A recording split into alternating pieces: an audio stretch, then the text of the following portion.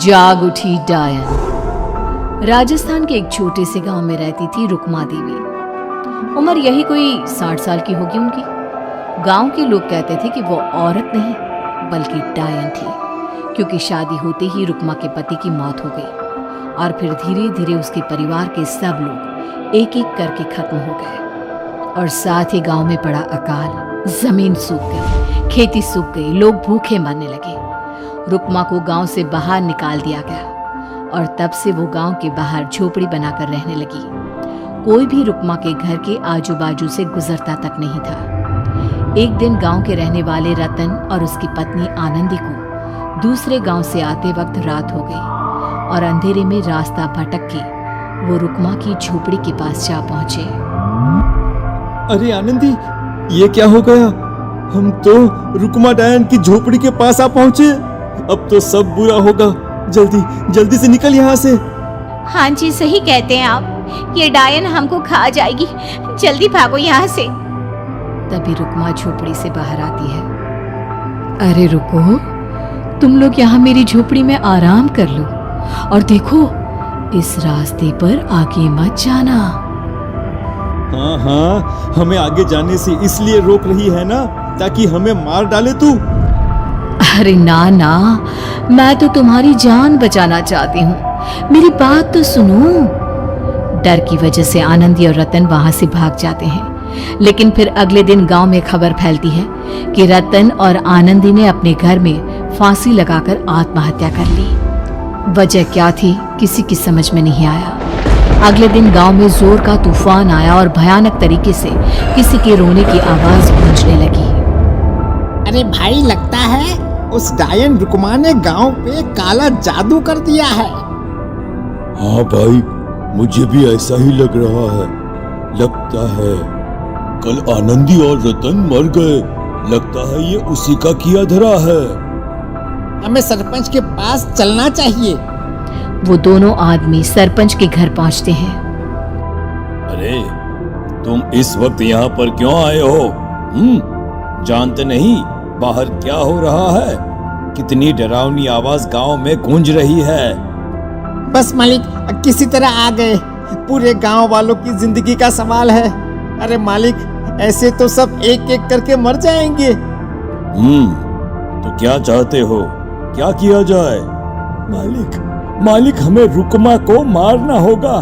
अरे जब तक वो डायन गांव में जिंदा रहेगी तब तक गांव में ये सब होता ही रहेगा। शायद ठीक कह रहे हो तुम लोग, मगर ये काम करेगा कौन? मालिक, अगर आप कहे तो हम दोनों मिलके इस काम को अंजाम दे दे।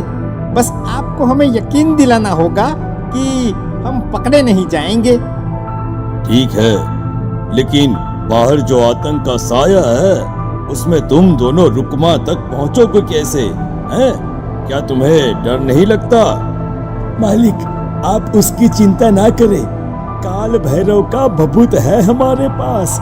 रुक्मा तक पहुंचकर आसानी से मौत के घाट उतार देंगे उसको। हाँ, मैं भी चलूंगा तुम लोगों के साथ। उस डायन को मरते हुए देखने की बड़ी इच्छा है मुझे। सरपंच उन दोनों लोगों के साथ गांव के बाहर की तरफ चल देता है। गांव में घनघोर काली रात पसरी हुई थी और दिल दहलाने वाली चीख की आवाज माहौल को बेहद खौफनाक बना रही थी।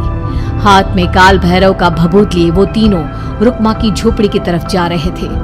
वहां पहुंचने के बाद, ये लो खंजर और पार कर दो इस डायन के कलेजे के अंदर। मालिक, आप बस यहीं खड़े होकर नजारा देखो, आज ना बचेगी ये। हाँ मालिक, ये भभूत अब इसकी जरूरत नहीं है। मैं इसे यहाँ पेड़ की डाली पे रख देता हूँ। लौटते वक्त हमारी रक्षा करेगा। वो दोनों आदमी चुपके से सोती हुई रुक्मा देवी के ऊपर वार करते हैं। एक जोरदार चीख से वो इलाका गूंज उठता है, लेकिन अचानक रुक्मा के शरीर से जो खून बहता है उसका रंग नीला था। ये देखकर वो दोनों आदमी डर से कांपने लगते हैं। अरे अरे अरे अरे, ये क्या? अरे इसके खून का रंग तो नीला है। अरे तो क्या हुआ? डायन जो ठहरी इंसान नहीं है ये। और आज इस बात का पक्का यकीन हो गया है। मर गई चुड़ैल, मर जाने दे। चल सरपंच साहब को जाकर ये खबर सुनाते हैं। वो दोनों जैसे ही बाहर आए, उन्होंने देखा सरपंच की लाश पेड़ पे लटकी हुई थी। ये देखकर वो दोनों डर के मारे चीखते हुए वहां से भागे, लेकिन तभी एक बेहद डरावनी औरत उनके सामने आकर खड़ी हो गई। कहाँ जा रहे हो?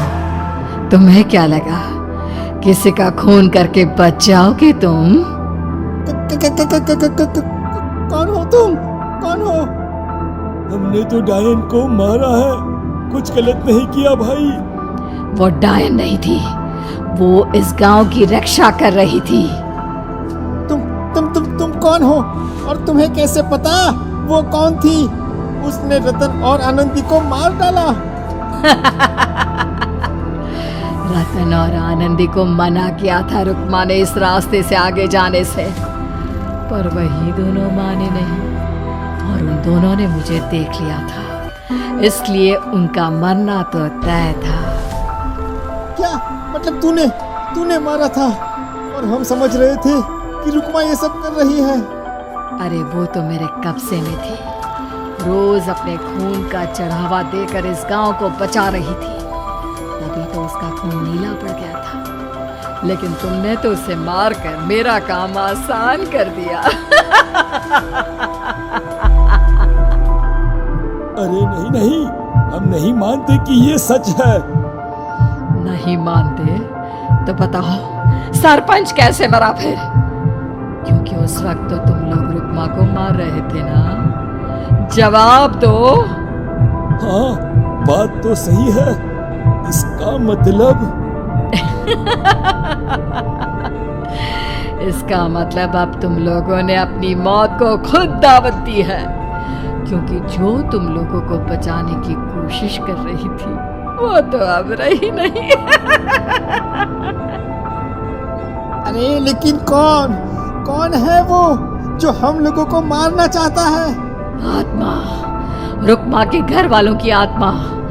वो लोग कोई आम आदमी नहीं, खूनी भेड़िए थे और रुक्मा ने उनका ये राज जान लिया था। रुक्मा के अंदर शक्तियां थी जिसके चलते उसने उन सबको खत्म कर दिया।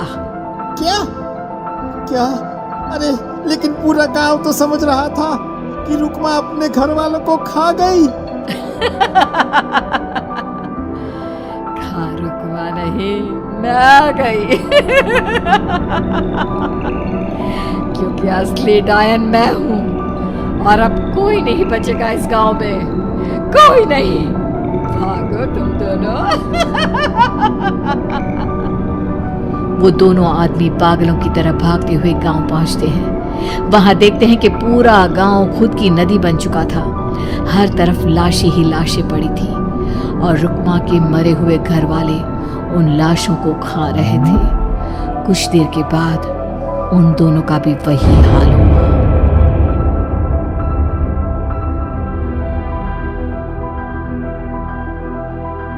ऐसे ही और भी कहानियां देखने के लिए चैनल को सब्सक्राइब कीजिए और लाइक शेयर करके चैनल के साथ जुड़े रहिए। धन्यवाद।